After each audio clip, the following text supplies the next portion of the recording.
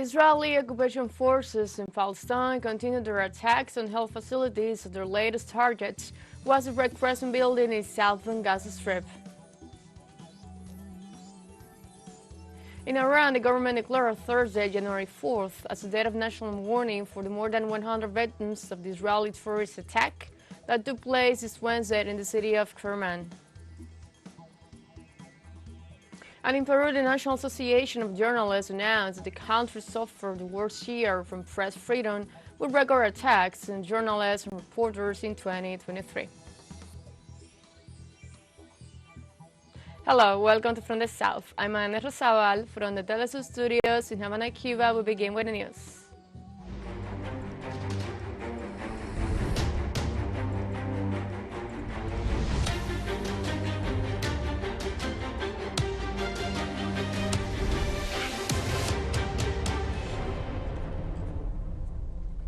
The Israeli occupation forces in Palestine continued their attacks on health facilities as their latest target was the Red Crescent building in the southern Gaza Strip.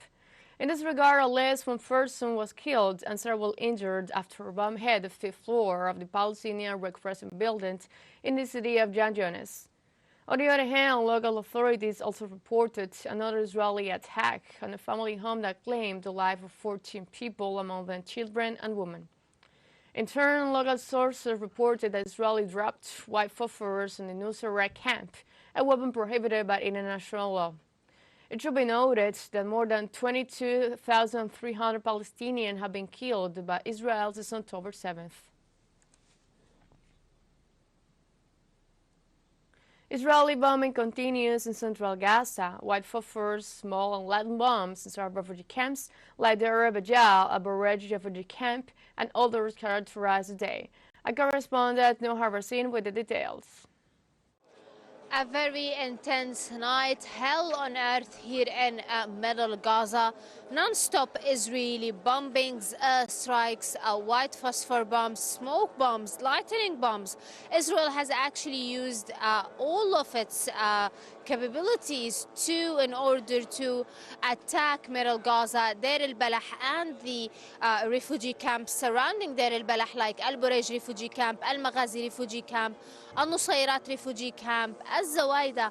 I mean, total chaos here in Deir al-Balah this morning as hundreds of Palestinian families started evacuating their homes, coming to the Shuhada al-Aqsa hospital because they think that it might be the safest place for now. At the same time, many Palestinians in Rafah are now talking about a very bad humanitarian situation, as there is more than 1 million Palestinians squeezed in the city of Rafah. Let me go back to the attacks. We have to mention that one of the Israeli attacks on Gaza overnight was on the Al-Mawasi area. This area, Al-Mawasi, was told to the Palestinians by the Israeli army that this is the safest area in Gaza where Palestinians should go there. However, an Israeli strike hit a home in the Al-Mawasi and eastern and west Khan Yunis, killing 14 members of Abu Hatab and Salah family. 10 of them are children under the age of 13. Noor Harazin, TeleSUR, Gaza. Since the start of the Israeli siege on Palestine, limited capacity in hospitals across the besieged Gaza Strip has meant that patients are not receiving the medical follow-up they need. Let's hear from one of the residents from the Al-Maghazi refugee camp. A house near us was struck. My sister was injured, and among the first people at the scene was Dr.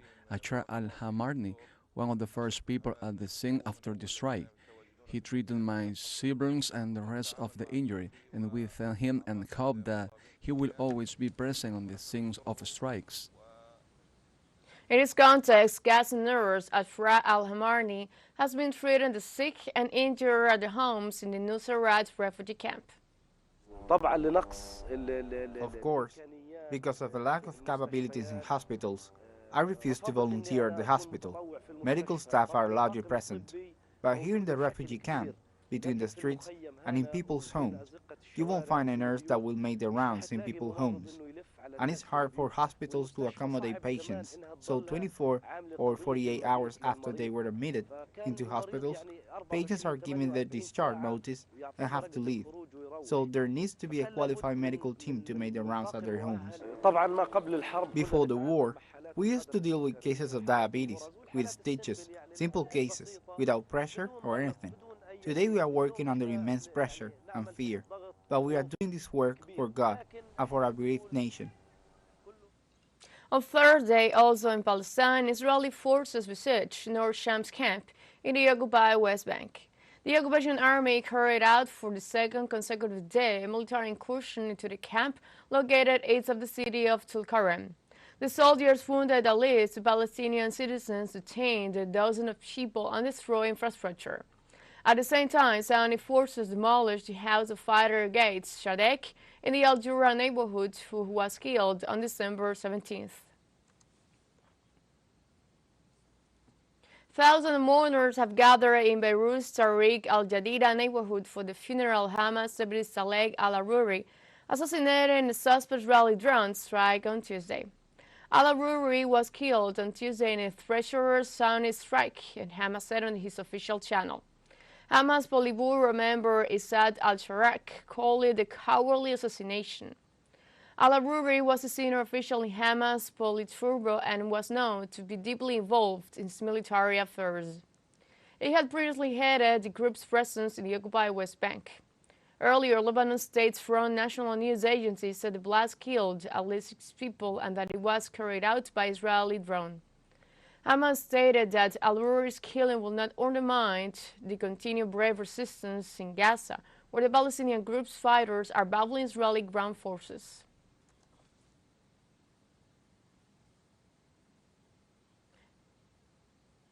Saleh al-Aruri was born in 1966 in Arura near Ramallah in the West Bank. He enrolled at Hebron University in 1985 to study Islamic Sharia law. During his period, he was elected head of the university's Islamic faction. Aruri joined the Palestinian resistance movement, Hamas, during the first uprising against Israeli occupation in 1987. From 1990, he was imprisoned by Israel several times for his Hamas activities, starting with administrative detention, and served his longest sentence of 15 years before being released in 2007. In turn, he was exiled by Israel to Syria, then moved to Turkey, and finally settled in Lebanon in 2015. Al-Aruri became a member of the Hamas Political Bureau in 2010 and assumed the position of vice president in October 2017. In 2015, the United States designated al-Aruri a global terrorist and offered $5 million reward for information leading to his capture. Iran Foreign Minister Hossein Amir-Abdollahian, after his killing, referred to Israel and U.S. government as the evil activity of the terror machine that is a real threat to peace and security and a serious alarm to stability of the countries of the region. Let's take a short break, but remember you can join us on TikTok at TeleSUR English, we'll find news in different formats, days and more. Other stories coming up, stay with us.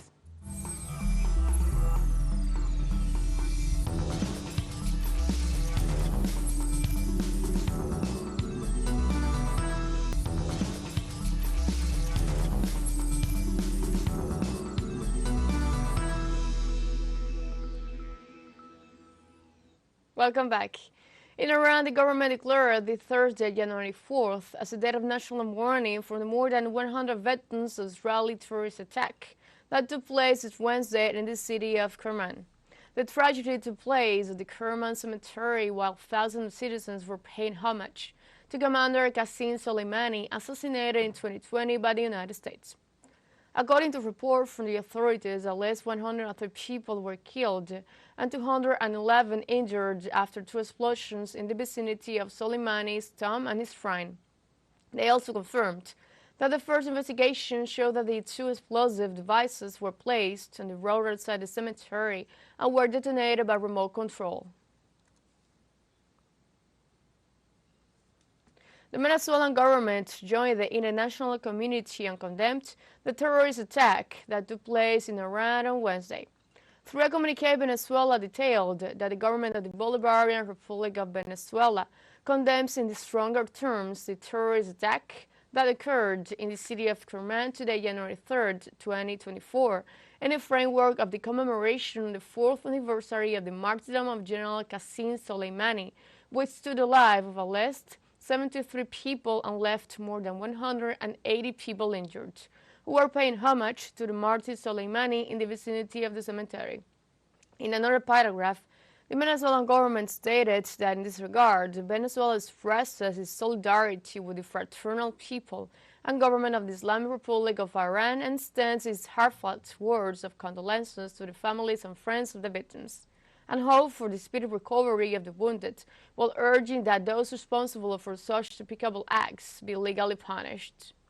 Finally, it concluded that the Bolivarian Republic of Venezuela, consistent with the Bolivarian diplomacy of peace, firmly rejects terrorism in all its manifestations and deplores all acts of violence intended to cause terror and anxiety in the civilian population and reaffirms its attachment to the life and physical integrity of the people.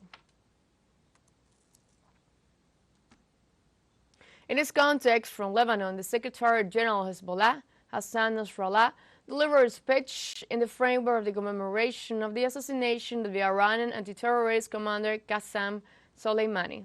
The Hezbollah leader took the opportunity to greet all Muslims while reiterating the death of several fighters facing Israeli occupation, among whom he placed the assassination of the deputy head of the political bureau of Hamas, Saleh al-Aruri, at the hands of the Tel Aviv army. In its content, Nasrallah also saluted the struggle of the Palestinian people to achieve freedom from the Israeli occupation. Furthermore, the Hezbollah leader highlighted the efforts of the assassinated Iranian commander Soleimani so that resistance movements could count on their own capacities. The Al-Aqsa flood has shown that these people, when they made the decision along with the resistance in Gaza and the acts that followed, the steadfastness and the sacrifices, are proof that Israel lost its plans. The story of Palestine forgetting, giving up their land, or the next generation and the internet generation, all that ended with great failure. It ended in Gaza, it ended in the West Bank, but the Al-Aqsa flood gave a deadly blow to the Israeli plan. The Israelis are very clear now that before these people, who cannot forget their land, who cannot forget their history, who cannot forget their present and their future and their holy places, and that is what the Israelis reflect with sorrow. Palestinians living in Syria today commemorated the 4th anniversary of the assassination of the commander of Al-Quds force of the Iranian Islamic Revolutionary Guard Corps, Lieutenant General Qasem Soleimani, an event that served to ratify the strong alliance between the Palestinians and their Iranian brothers and the other people of the axis of resistance against Israeli occupation. Let's see. Soleimani's revolutionary legacy, the struggle against the Israeli occupation, the invasive troops of the United States, and the terrorist gangs, is still present in the people of the region. This was affirmed by the participants in the tribute ceremony, representing Palestine and the other countries, members of the resistance bloc. Qasem Soleimani was a revolutionary man whose ideals remain alive throughout the resistance axis, so his legacy is now the basis on which we manage to consolidate and develop the resistance, and we are truly grateful for the role he played in defending our cause when he served as a field leader of the resistance axis.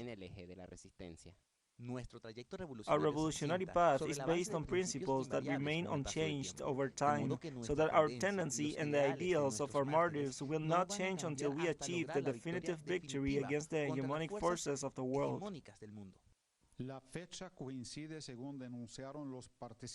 The date coincides, according to the participants, with the brutal Israeli war of extermination against Gaza, a genocide which they affirmed, although it has the unconditional support of Washington and the complicit silence of the so-called world community, will not be able to achieve its objectives. Thanks to the steadfastness of the Palestinian resistance fighters, who, like Soleimani, are ready to sacrifice their lives in defense of the just Palestinian cause.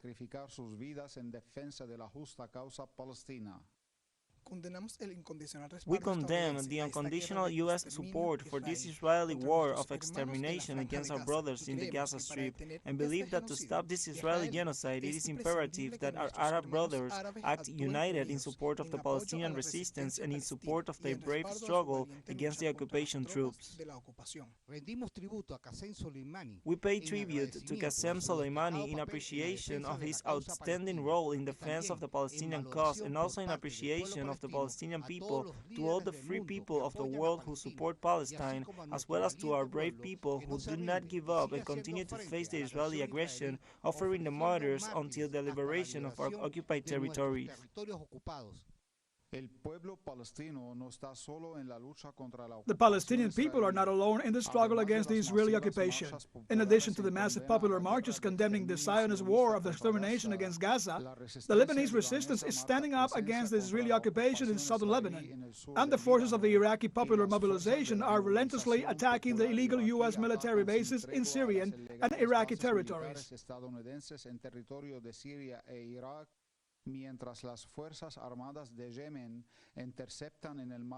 While the armed forces of Yemen are intercepting in the Red Sea any ship heading for Tel Aviv, actions that demonstrate that Soleimani, who was assassinated 4 years ago at the hands of the invading U.S. troops in Baghdad, has become an example to follow in the struggle for the liberation of Palestine and the other occupied Arab territories. TeleSUR,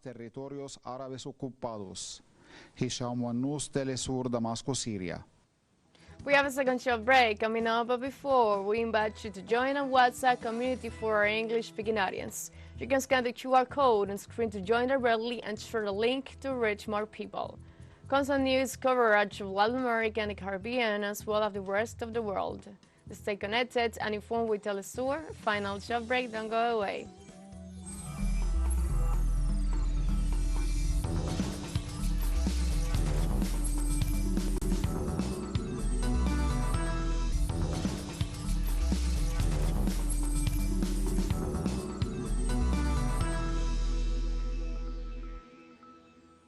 Welcome back. In Peru, the National Association of Journalists announced that the country suffered the worst year for press freedom with regular attacks against journalists and reporters. The agency said that during the year, there were approximately 352 attacks on journalists and press personnel, the highest figure recorded in the 21st century. The capital is the most dangerous and violent place for the press with a total of 208 attacks, followed by the northern province of Trujillo with 19 attacks. The main aggressor for journalists in 2023 was the civilian population with 136 attacks, followed closely by law enforcement and security agents with a total of 106 cases. This is the highest number of attacks on journalists and press personnel recorded in a Latin American country. In Venezuela, Vice President Delcy Rodriguez announced irregularities in the business relations between Guyana and the U.S. transnational ExxonMobil.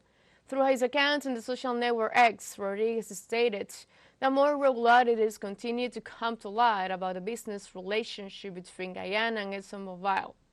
The lawyer Christopher Ram announced in one of his most recent columns in Stubborn News that the Natural Resources Fund, NRF, destined for the payment of taxes, has 276 billion Guyanese dollar, which is equivalent to $1,322,000 that should have been transferred to the Guyana Revenue Authority (GRA), as established in the agreement signed with those oil companies that work illegally in the waters to be bounded. Guyana continues violating international law and the Geneva Agreement to favor ExxonMobil and other transnationals. Venezuela will not give up in the defense of its eastern Guyana.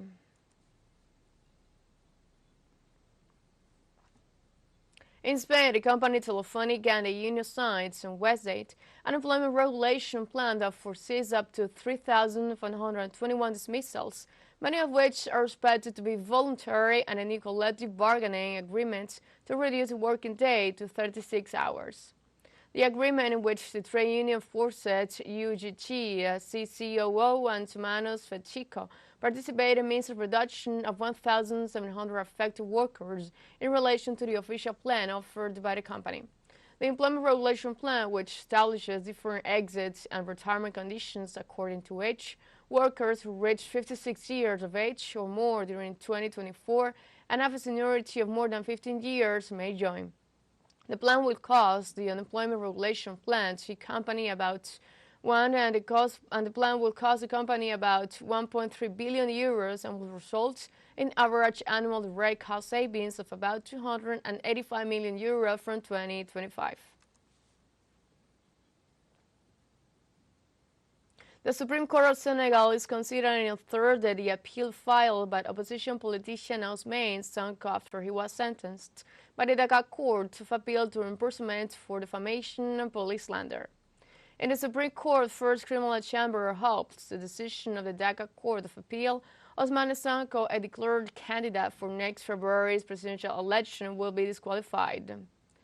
The 49-year-old Senegalese politician has been jailed since the end of July on several charges, including calling for insurrection, conspiracy with terrorist groups, and endangering state security.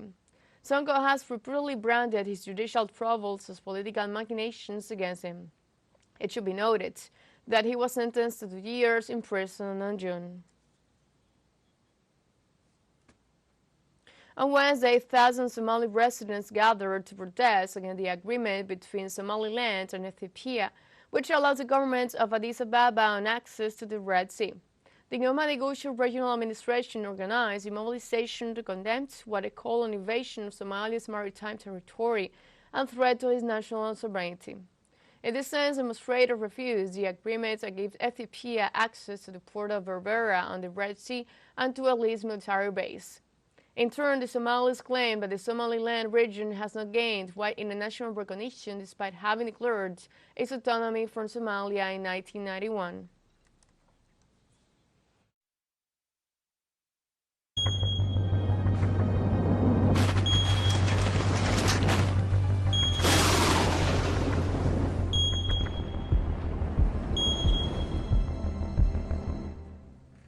In Japan, 78 people are dead after the 7.6 magnitude earthquake that struck the country's west coast on Monday. Local authorities in Ishikawa Prefecture, the worst hit by the quake, updated Thursday the death toll and said that 51 people are still missing. Rescuers battled the cold to reach communities that remain cut off 3 days after the devastating earthquake. Efforts have also multiplied before the 72-hour limit is reached, after which it's almost impossible to find people alive. Experts have also warned of aftershock throughout this week and the following that could be of great intensity. I was in Kanagawa when the quake struck and came here the next day on a relief mission. We have not found any dead people. The police cannot confirm any deaths, so the person in need of rescue has been rescued. Depending on the situation at the scene, if the scene is difficult, more people are brought in and rotated so that we can save as many people as possible within the so-called critical 72 hours period. We have come to the end of This is Brief, but you can find these and many other stories on our website at telesurenglish.net. And join us on social media, Facebook, X, Instagram, Telegram, and TikTok. For TeleSUR English, I'm Ana Rosabal. Thank you for watching.